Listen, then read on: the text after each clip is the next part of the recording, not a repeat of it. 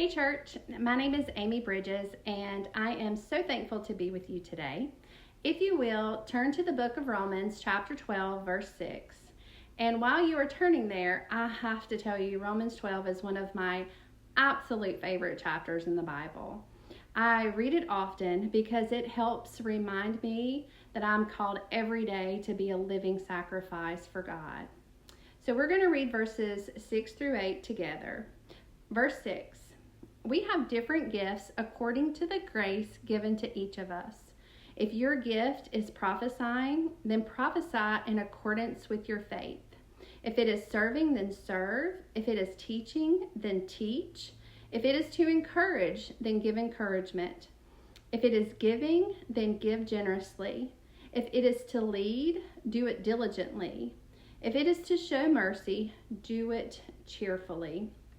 So there's two words in verse 8 that I would like for us to focus on today. And those two words are give generously.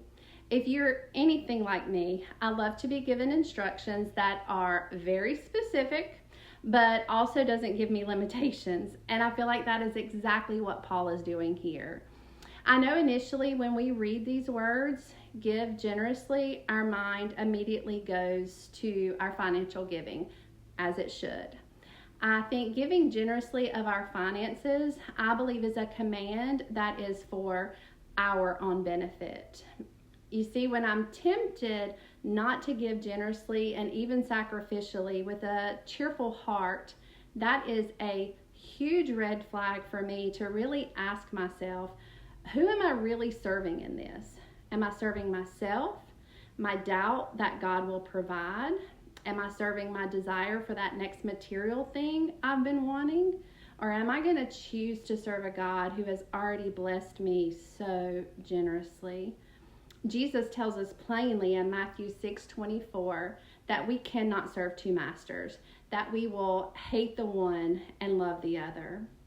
And I personally try to keep the perspective of, if I'm not a little uncomfortable with what I'm giving, am I really doing it right? And I have definitely learned over the years that I can be uncomfortable and cheerful at the same time. So in saying all of that, I think when we read these words that we shouldn't limit that to our finances.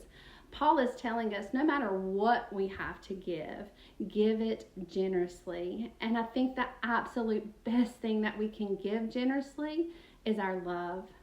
We need to be loving others generously with our time, with our presence, without pretense or agenda. I hope you will sit and think with me today about this. Am I loving my phone, my comfort, my TV shows, more than I'm loving the people that God has put in close proximity to me? Am I more invested in those on my screen than those in my community?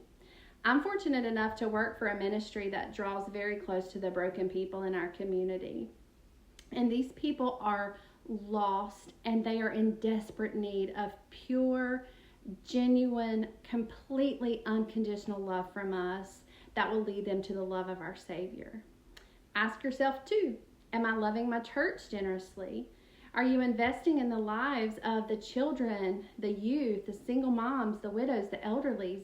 These are not jobs just for our pastors. These are opportunities for us to love those, again, who God chose to put in our lives.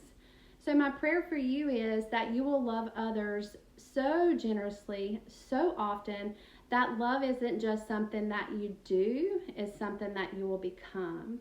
John 13:35 tells us, your love for one another will prove to the world that you are my disciples. So I hope you will go and give generously of absolutely everything you have to offer. Thanks.